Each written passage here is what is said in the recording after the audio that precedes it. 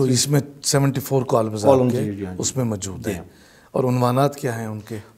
مختلف ہیں جی، وہ میں نے پولیٹیکل بھی لکھے ہوئے ہیں، میں نے ہیلتھ پہ بھی لکھے ہوئے ہیں، میں نے کرائم پہ، میں نے ایجوکیشن پہ، میں نے سوسائٹی پہ، انوائرمنٹ پہ، وومن رائٹس پہ، چائلڈ لیبر پہ، مختلف ایشوز پہ. جو کوئی تاریخ اور ثقافت کا ذکر بھی ہے آپ کی کتب میں؟ ہے جی، تاریخ اور ثقافت بھی ہے جی. آپ کو ویسے تاریخ اور ثقافت سے دلچسپی بھی ہے؟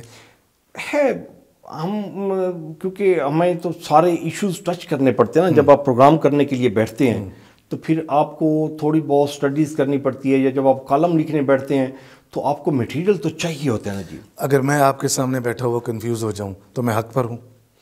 نہیں، یہ تو مجھے ہونا چاہیے جی، آپ جیسے ماشاءاللہ لٹریری اور نہیں، کیونکہ آپ دیکھیں نا، آپ رائٹر ہیں، آپ تجزیہ نگار ہیں، آپ ماہر تعلیم بھی ہیں، یہ بھی میرے علم میں ہے. آپ ہر موضوع کے اوپر اپنے پروگراموں میں آپ ذکر کرتے ہیں، اور بلا روک ٹوک یعنی ایک طویل تبصرہ آپ کر سکتے ہیں، اور آپ کے سامنے بیٹھا ہوا شخص بسا اوقات آپ کی علمیت کے سامنے پورا نہیں آ سکتا. تو یہ ساری جو اللہ تعالیٰ نے آپ کو اوصاف دی ہیں، جو وظائف سے اللہ تعالیٰ نے آپ کو نوازا ہے، آپ ان سے انصاف بھی کر لیتے ہیں؟ اگر تو پلان کر کے کیا جائے پھر تو نہیں ہوتا جی. اچھا، ویسے ہوتا جائے؟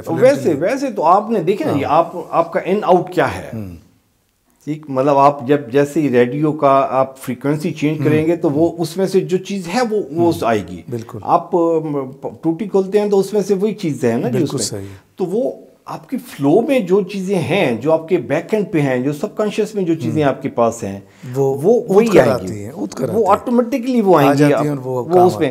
کیونکہ یہ آپ کے دل کا جو سسٹم ہے نا جی، وہ لنکڈ ہے، ٹھیک.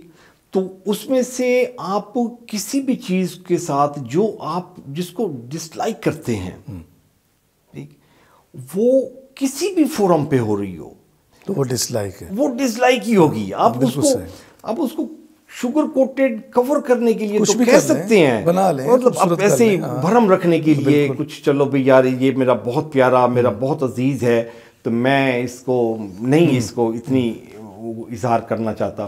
مطلب مجھے یہ جو ساؤنڈ وائلیشن ہے، یہ جو بائکس کے رکشے کی سلنسر، رکشہ، بائک، گاڑیوں میں موسیقی، رکشے میں موسیقی، وہ موسیقی بھائی سننا ہے تو اپنے لیے لگاؤ. آپ میرے لیے موسم ترین صاحب کے لیے کیوں لگا کے؟ جو اسٹوڈنٹس نے جو بائکس کے سلنسر نکالے ہوئے ہوتے ہیں بیچ میں سے، وہ اتنی اریٹیٹنگ ہے، ذہن جھنجھنا جاتا ہے. مگر آپ ان سے بات کریں وہ آپ کے اوپر حاوی ہو جاتے ہیں. جو ان سے بات کرنے سے پہلے تو ان کے گھر میں تو وہ بائک سٹارٹ کرتا ہے نا، تو فادر مدر کدھر ہیں اس کے؟ ان کی ذمہ داری بنتی ہے، وہ آغاز وہیں سے ہونا چاہیے نا. اگر وہ تربیت اچھی ہوئی ہوتی تو شاید وہ یہ عمل بھی نہ کرتا.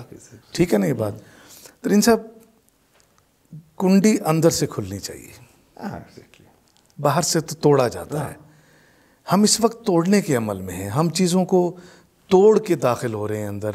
ہمیں اندر سے کنڈی کھلی ہوئی نہیں مل رہی جو ہمارے اندر اتر جائے.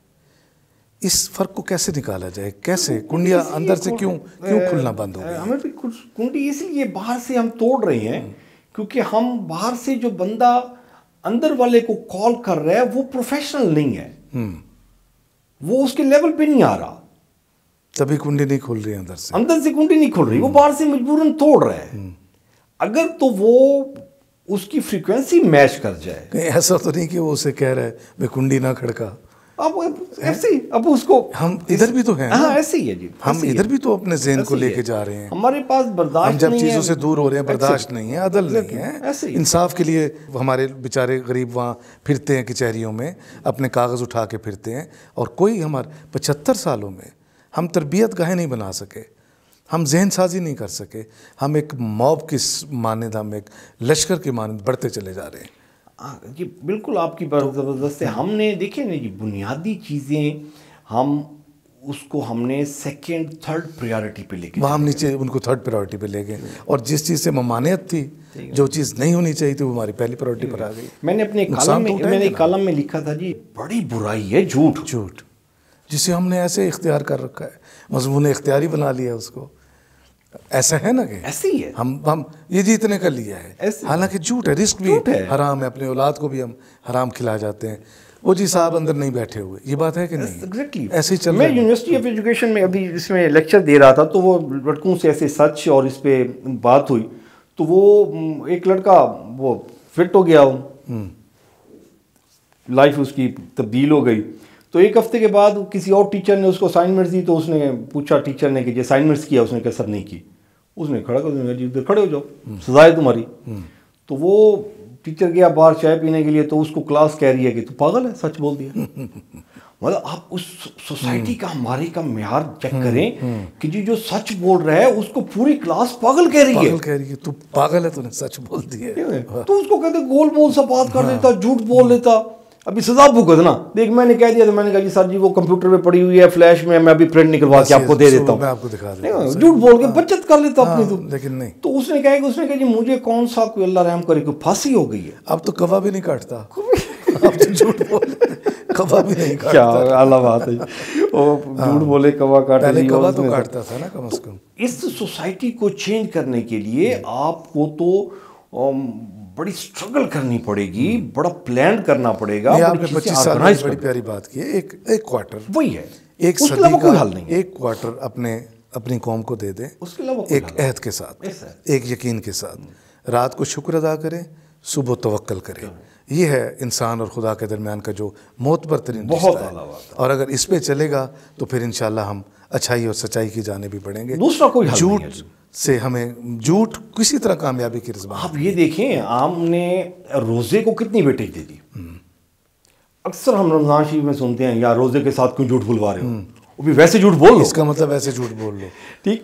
یہ تو روزے کے ساتھ روزے کا احترام ہے جی. ہم کناتیں لگ جاتی ہیں کہ جی روزے دار کا احترام کرو. ہم کسی کا احترام کیسے نہیں کر رہے؟ ہم نے اس کو ویٹیج کہاں دے دی ہوئے. سونا حرام ہے جی، بالکل ٹھیک ہے، مرد کے لیے.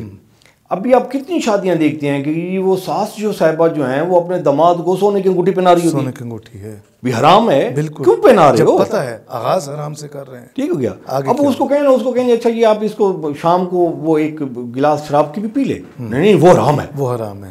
تو حرام ایک حرام کام کو آپ یہ جو ہے وہ ٹھیک ہے، ادروائز اپنی ڈیفینیشنز کی ہیں بہت بیڈ رائٹ رانگ. کوئی میسج ہمارے نوجوانوں کے لیے، ہماری قوم کے لیے، ہم سب کے لیے کوئی ایک ایسا پیغام؟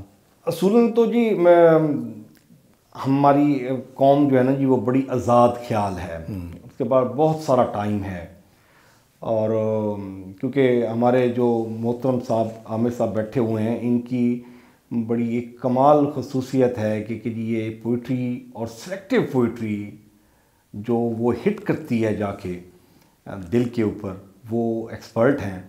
تو میں اسی کو کاپی کروں گا عامر صاحب کو کہ ہمیں کام کرنا چاہیے. فری ٹائم بہت زیادتی ہے ہمارے لیے کہ ہم اس کو ضائع کرتے ہیں. اور وہ ایک شعر ہے کہ جی گٹھڑی سر سے کیا اتری، میں اپنی چال ہی بھول گیا. واہ. گٹھڑی سر سے کیا اتری، میں اپنی چال ہی بھول گیا.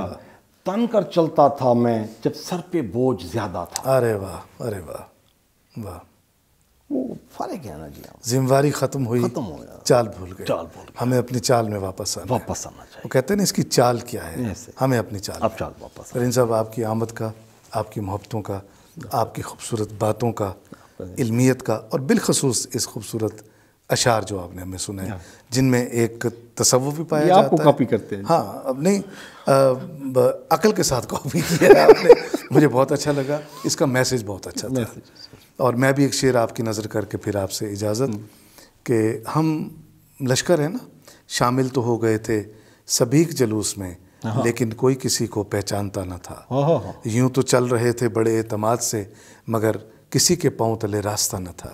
ہمیں اپنے پاؤں کے نیچے راستے تلاش کرنے تاکہ ہماری منزلیں ہمیں پکاریں اور ہم اپنی منزلوں کی جانب بڑھیں. ہماری ڈائریکشنز صحیح ہونی چاہیے. اور آپ کی باتیں، آپ کے مشورے، آپ کی تجاویز، اپنے قلم کا جہاد جاری رکھیے گا. یہ ہمارے لیے مشعل راہ ہے. آپ کی آمد کا بہت شکریہ.